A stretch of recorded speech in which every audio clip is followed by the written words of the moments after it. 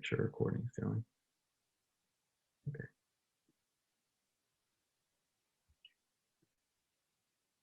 So we have a little presentation for y'all. First off, I just want to read this little clip. So everyone close their eyes for me. Okay. Imagine the face of a child. Imagine this child with a deformity on his or her lip. Imagine that child with a hole in the roof of his or her mouth that makes it very difficult for that child to speak or even eat. Imagine that child being so ridiculed by his or her friends that the child will not even go to school to get an education or go out in public.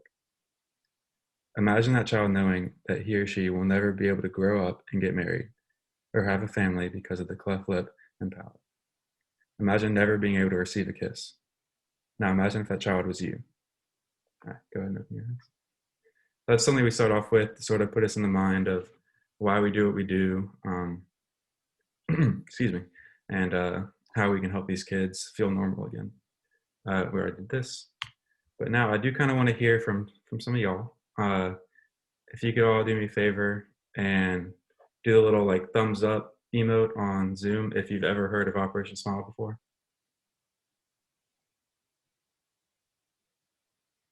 Awesome. Okay, so a few of you. Yeah, okay, that's good. Certainly you've seen like a video out there, just a photo of a child with a cleft lip, before and after picture. But we hope to kind of leapfrog off that and show you what Operation Smile does as a whole, as an organization, as well as what we do on the local level of UNC Chapel Hill. So another fun time is can someone tell me their major? Anyone? I'll ask for a volunteer first, otherwise I'll cold call people. Anyone? Amelia. Hey, I'm pre-nursing. Pre-nursing. Okay, that's an easy one. Yeah, thanks for starting off easy. So yeah, you can really fit right into the mission structure. Nurses are common on every single mission. This is a great organization for any pro bono stuff you want to do in the future, or even if you do have the opportunity to go on a mission, you can like talk with the nurses there and see what make some friends, how they work through their undergraduate career and get tips and tricks. One more, maybe a little harder one. My major is psychology. Psychology. Are you interested in like child life at any point? I'm on a pre-dental track though still. Okay. So yeah, pre-dental. That's an easy one as well. We do, if you were into the psychology aspect and you like child life, we're one of the only organizations that send a child life specialist on every mission abroad. And as far as pre-dental go, we always send dentists as well. And there's a few Operation Smile missions that are specifically for dental professionals. Yeah. How do I go? There it is. All right, so yeah, who was involved? Surgeons, obviously, because they fixed the actual cleft lip and cleft palate. Dentists, as I mentioned earlier, anesthesiologists. All of the missions feature one because we are putting these children to sleep as we do these procedures. Speech language pathologists, because we want to make sure that their speech is being worked on and able to speak normally. Child life specialists, as I mentioned before, pediatricians, making sure they're ready for surgery. And then the rest of those are Operation Smile managers. So program coordinators are the people that rent out the hospital, find the volunteers, book their flights. Their life is pretty crazy. Hopefully we'll get to speak to one of them later on in the semester. I'm trying to get one to come down for a meeting. But they are the lifeblood of the organization because they are the ones that actually plan the missions. Operation Smile also has a team of researchers, which we'll kind of touch on later, trying to figure out like what causes a cleft, how we can prevent new clefts from happening, and stuff like that. Public health specialists, again, that's sort of going along with what the program coordinators do. And then students. Students is the most important for us. Operation Smile loves their students. We always did not put my laptop on Do Not Disturb. Hold on.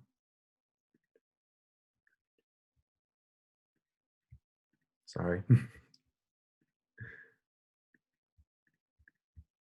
All right, yeah. So students are the lifeblood of the organization as well. We do their fundraising. We can go on missions, which I'll talk about a little bit later, as well as just raising awareness and being the future of the organization. This is just a quote that sort of the mission statement. Together we strive for a world where no parent has to tell their child that there's no options or no hope. So this is a quick video. Be prepared to tear up a little bit. It's a really sad one. But this pretty much sums up what we do.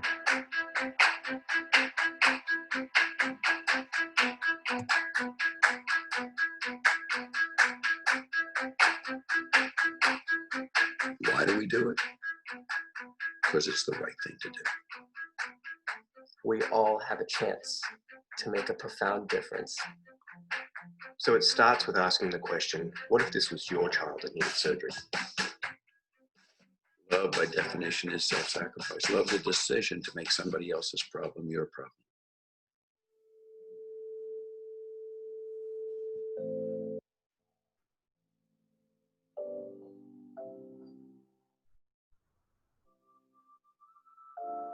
It wasn't fair because these kids didn't have access to anything. And I really believe it was at that moment that Operation Smile was born. Operation Smile's vision really sinks in with what I feel is a fundamental human right of giving someone a chance by giving that person health. We believe that every child should have access to safe, well-timed and effective surgery.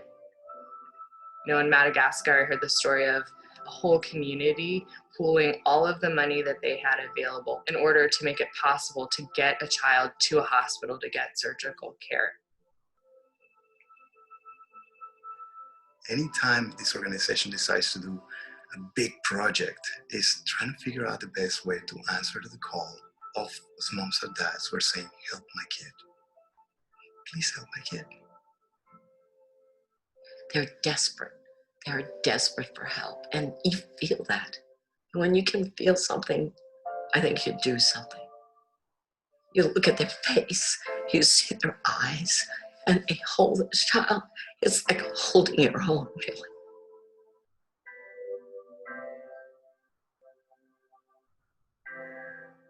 It's always heartbreaking to have to say no, but we don't think of it like that. We think that's why we're going to come back.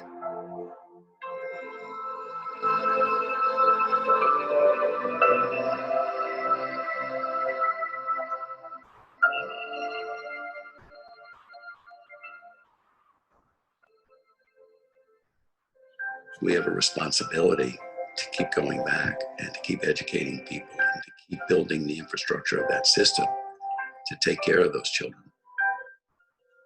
I think we've evolved to an organization that is going to work on a platform of surgical delivery worldwide. After over 30 years of experience, what we've learned of the world is that programs like Operation Smile have the ability to change not just the life of a child, but the health system that we interact with.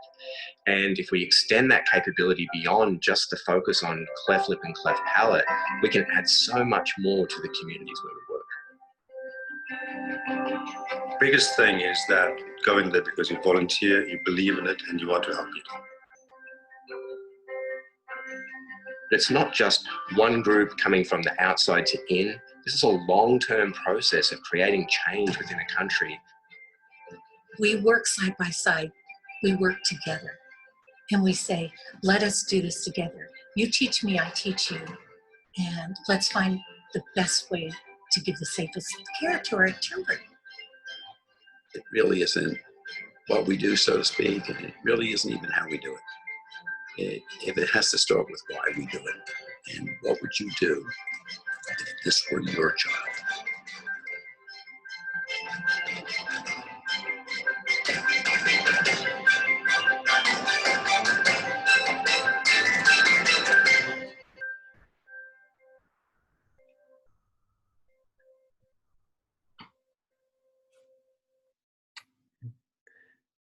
So that's just a quick little video. So how do I get off the screen? Nope, that's not it. Okay, I'm sorry. I'm struggling here, guys.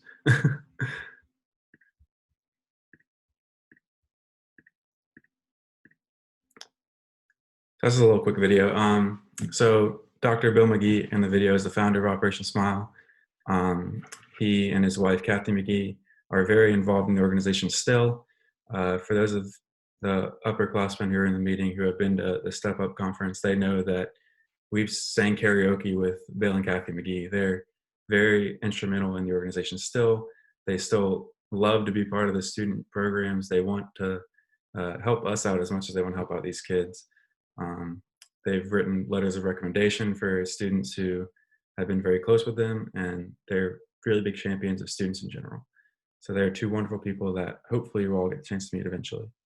And just some other takeaway points from that video. Every 3 minutes, a child is born with a cleft lip or palate.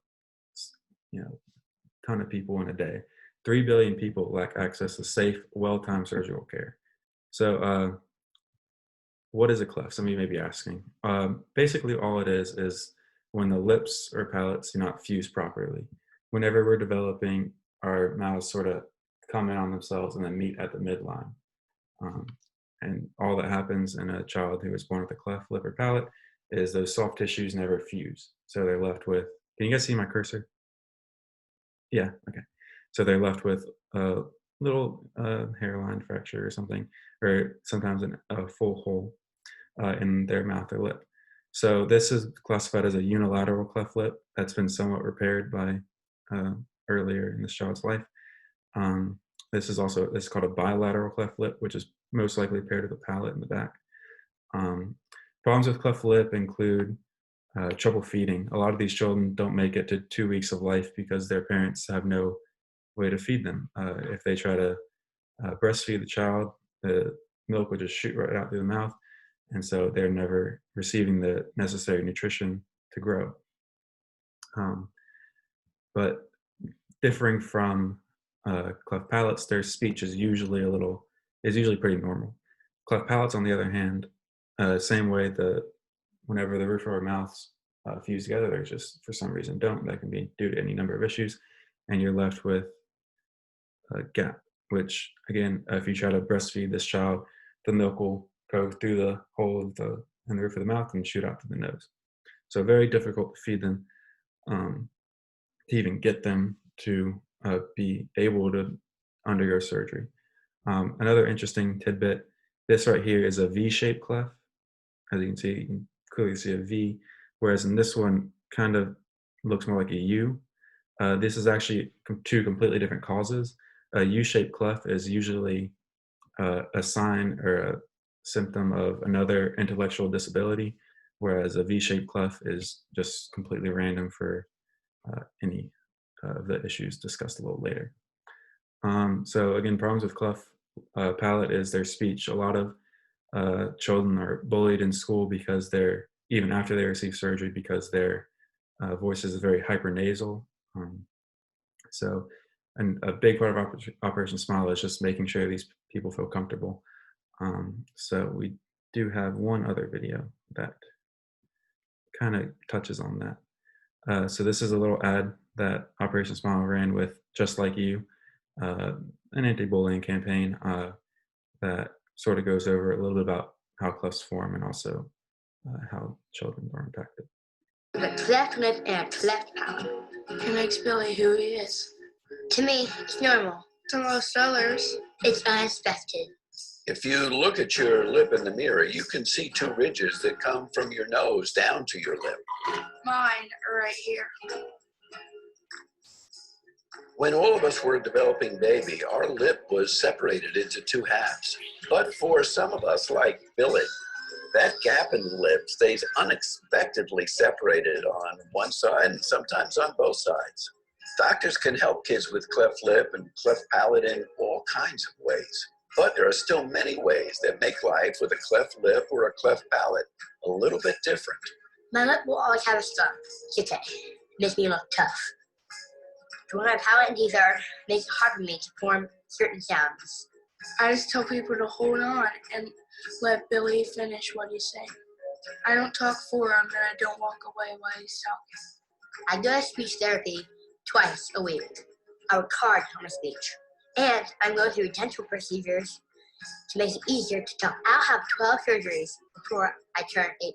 Just like any other kid, kids with facial anomalies don't like to be made fun of. Or walked away from. So please don't laugh at kids with cleft lip and cleft palate. It hurts my feelings.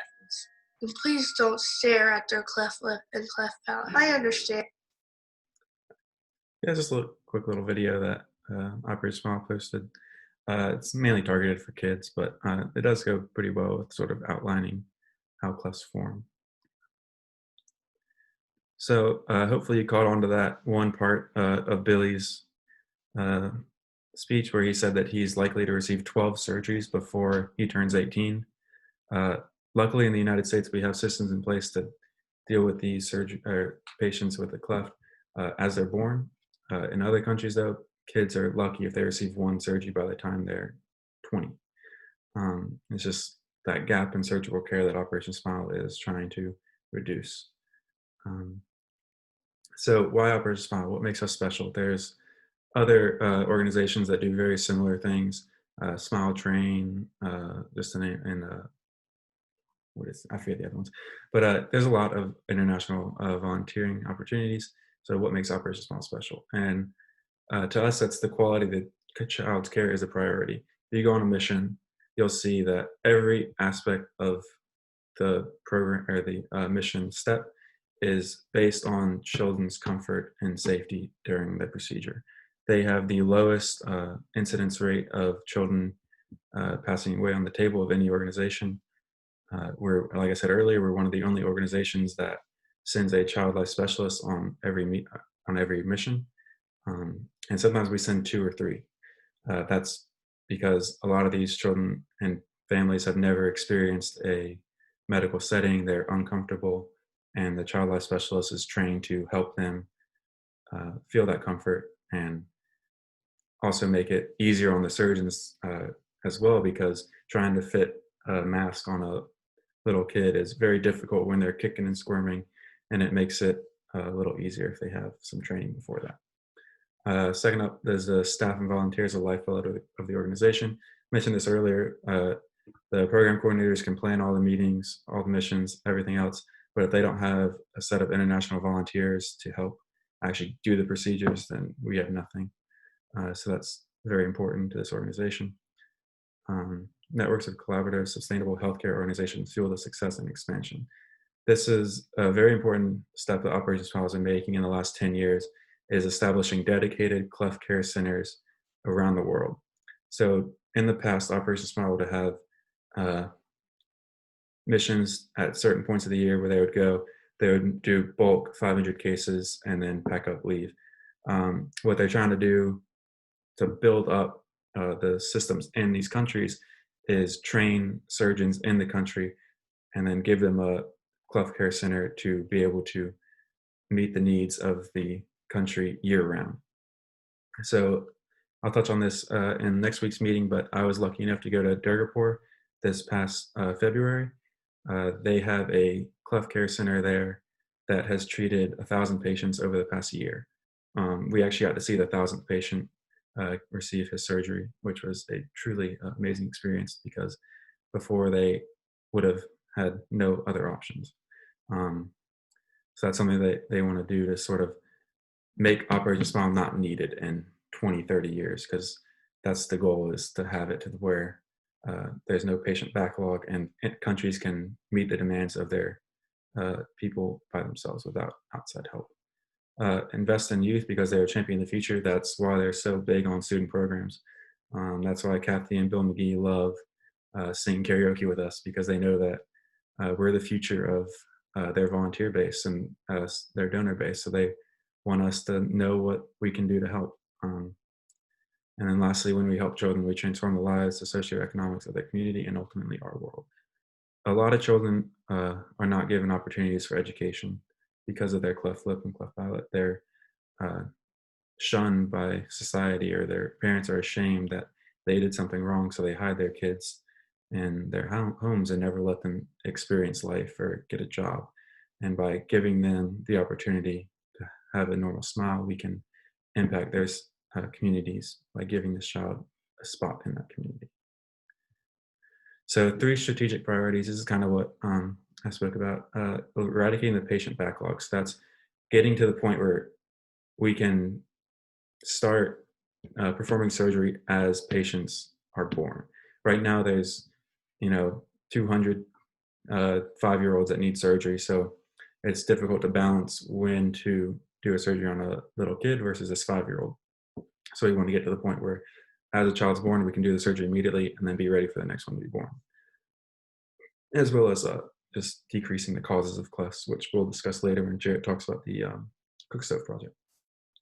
Increasing surgical capacity, that's with these cleft care centers, that's with training in-country nurses, surgeons, anesthesiologists, everything. The mission that I went on featured 2 students who were from India that were training to perform cleft lip and cleft palate surgeries, and they're going to stay on at the Durgapur Cleft Center for some time.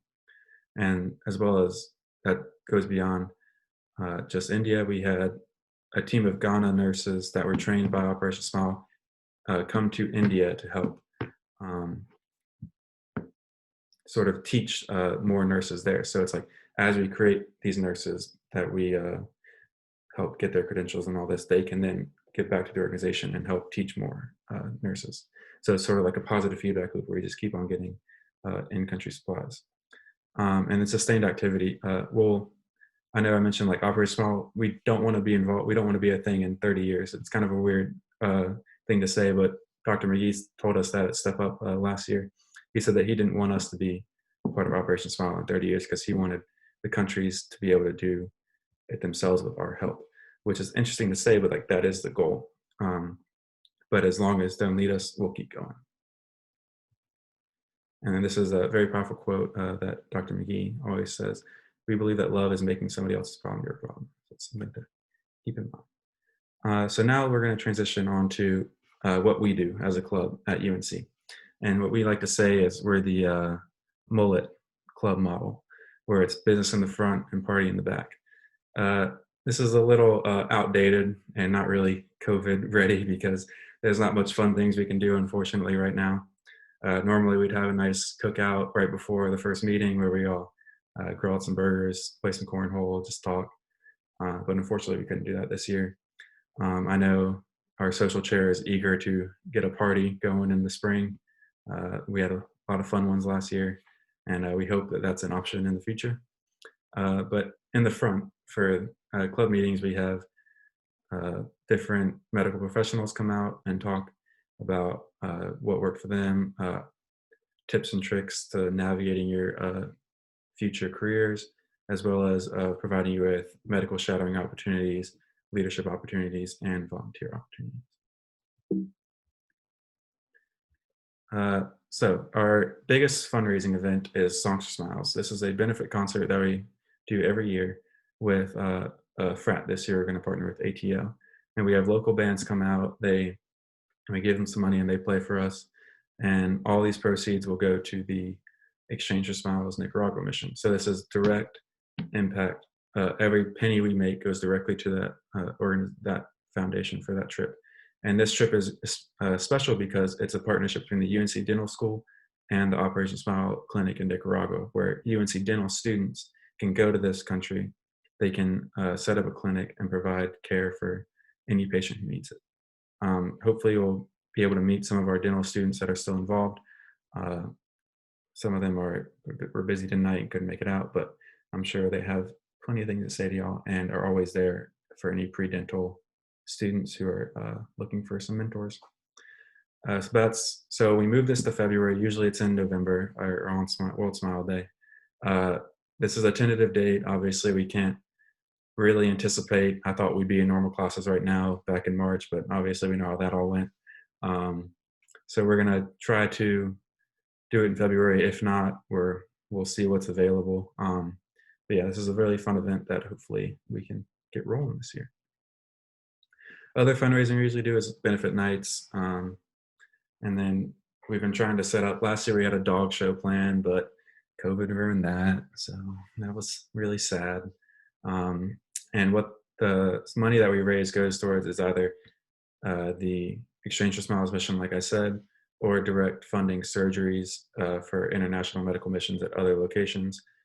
We also usually, have one or two club events, like I mentioned, where we have a cookout or stuff like that. And then also anyone lucky enough to get selected for a UVoice mission, which I'll talk about in a few minutes, we can help you sort of pay for that if needed. Community service. So again, this is a challenging subject right now because we can't have any in-person events.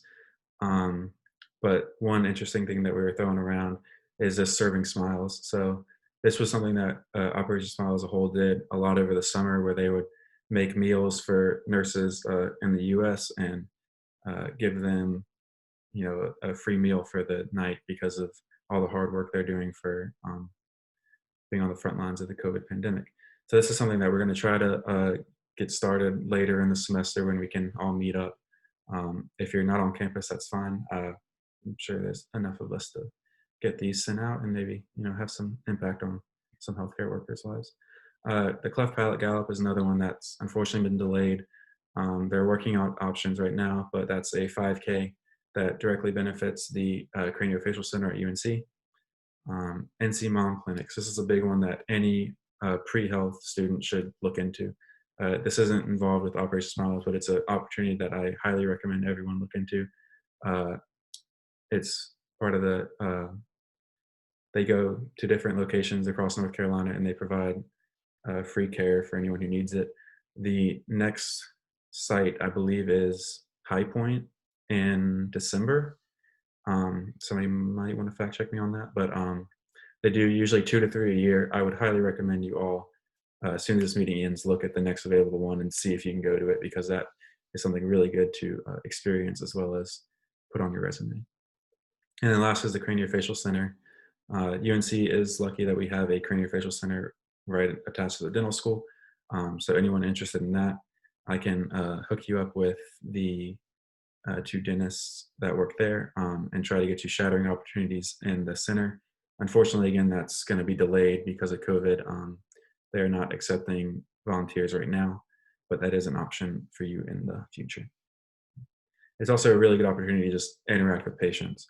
You'll be able to see how patients with a cleft, you can see how they speak. You can see the scars from their surgery and how that affects their speech, and as well as trying to figure out the best way to accommodate these patients and what they need. Another interesting part is that you'll get to sit on the cleft palate, the craniofacial team meetings. So this is where the ear, nose, throat doctors, surgeons, dentists, speech language pathologists, and all of the specialties involved come in and they literally go through every patient. This is what I found today. We need to do this. And they talk it over, they discuss amongst themselves and go through that. Sorry, I was checking this chat. But yeah, so that's an interesting option. If you, well, I'll put their information in the email out after the meeting, Dr. Strauss and Dr. Pimena, for whenever they open back up to shadowing. So this is student program opportunities that are through Operation Smile. So first one is Step Up. This is a leadership conference held at Operation Smile's International Headquarters in Virginia Beach. This year we had 80 students from 37 different universities come, and that also featured students from 3 countries outside of the United States. So we got to meet a bunch of people. This right here is all the members who were lucky enough to go last year. I know all of them will tell you how much fun it was. We got to, like I said, sing karaoke with the founders, listen to a bunch of great speakers. My favorite was probably the Danny Rosen speech that he gave, which you guys might be able to meet him in the spring. He runs Brand Fuel, and he was giving us tips on best way to do fundraising, how to appeal to, how to advertise in general. He's very energetic, and hopefully you guys will get to know more from him. So usually this meeting, or this conference is in January, but again, because of COVID, they're trying to figure out the best way to do it. It might be an online conference this year, which will be good because that'll make it more accessible to everyone. The timing is a little weird with it being in January. Can't really enjoy your winter break, but we do have a long winter break this year. So UVoice, this is the big option for most people to take advantage of. So this is attending an international medical mission as a storyteller. So I was lucky enough to go to Durgapur. This is my team photo. I'm right here in the very back because, you know, I'm tall.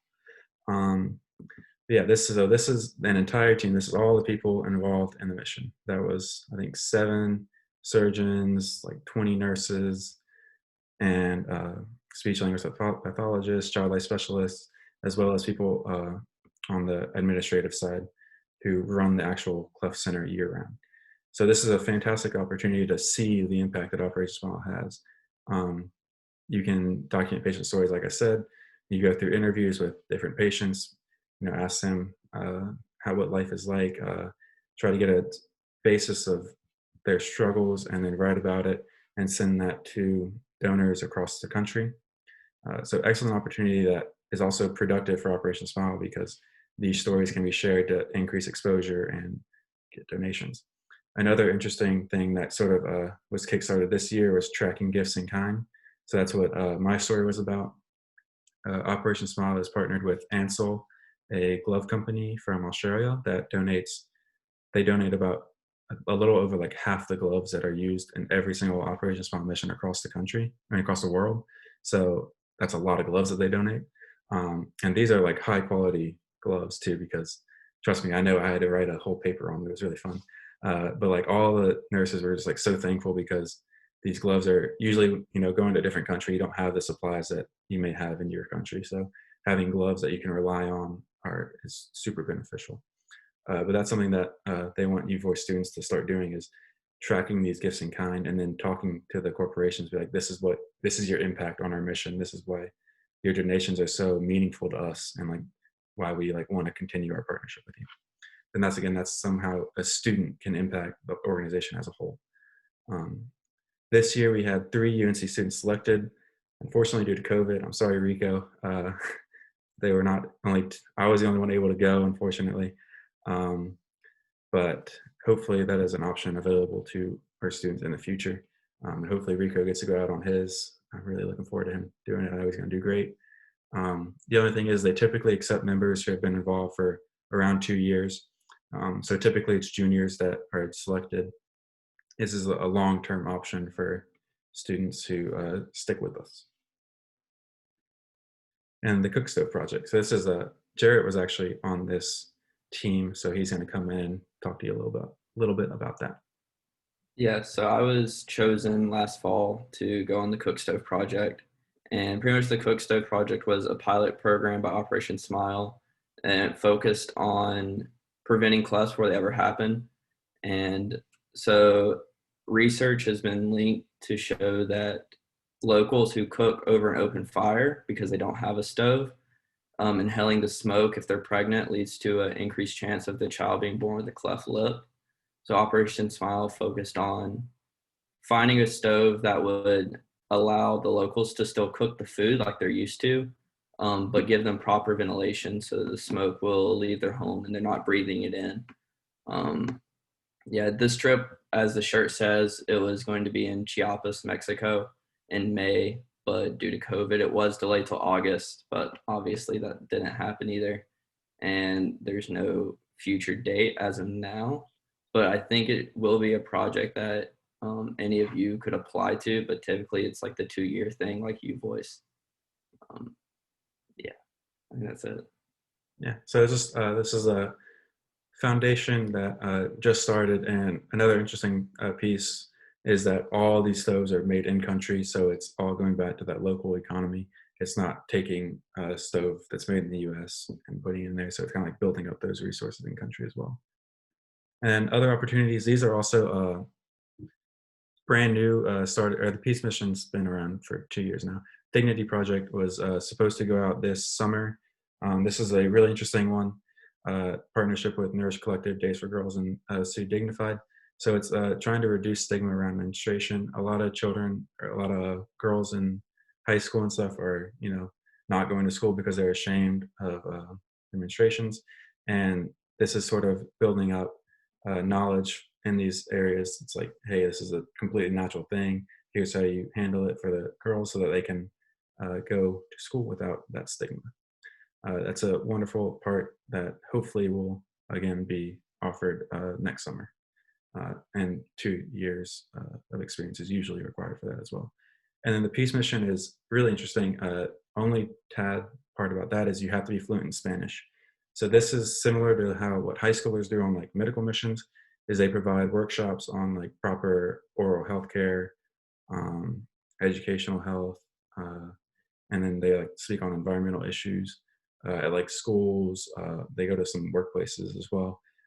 So basically what the college students do on this though is they mentor the group, make sure they're on time everywhere. So you do have to be very responsible for this one. But it's a good opportunity for those of you who are interested in public health policy and stuff like that.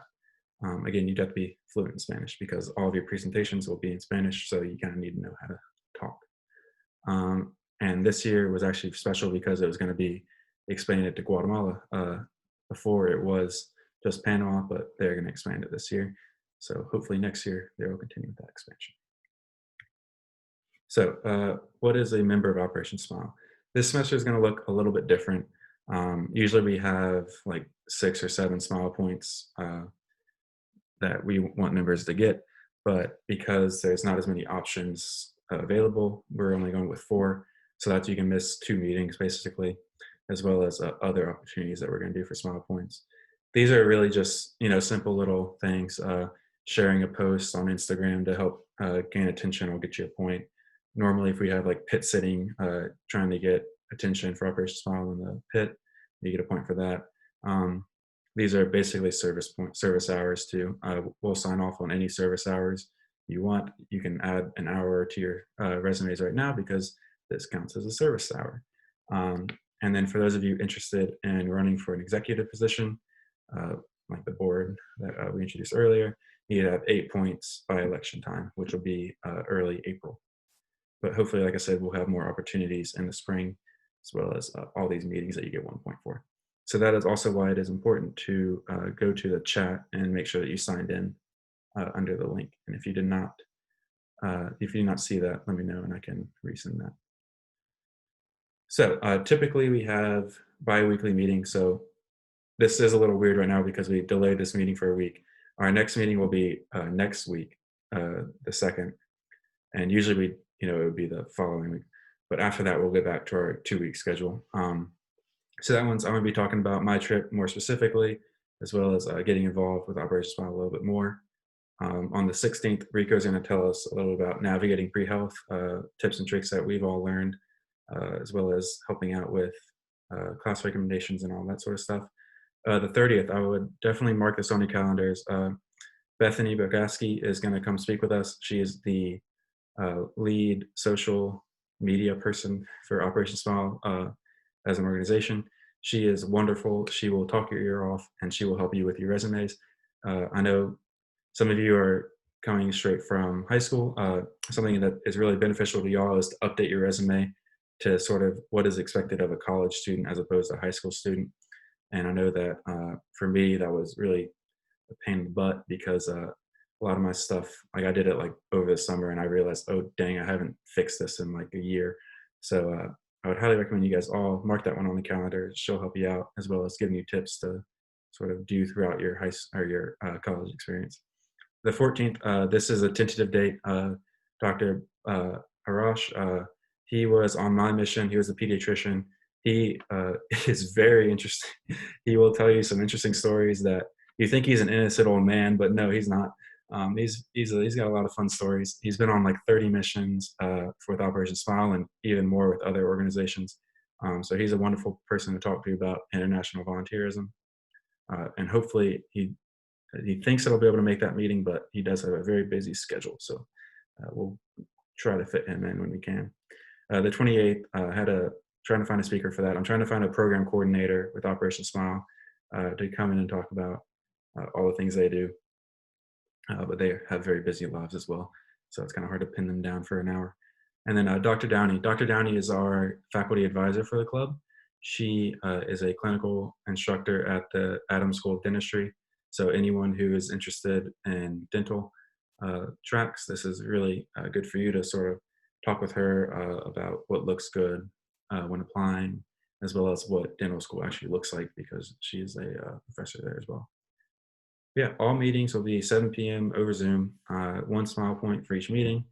And if we ever have the opportunity to have in-person events, maybe later on, like or like mid-November, you'll get smile points for those as well.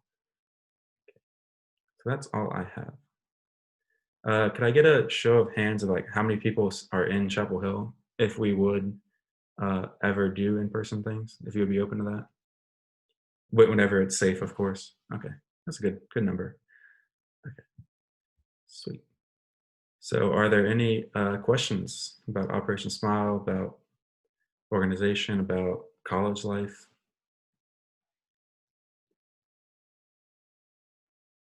Nothing? No one?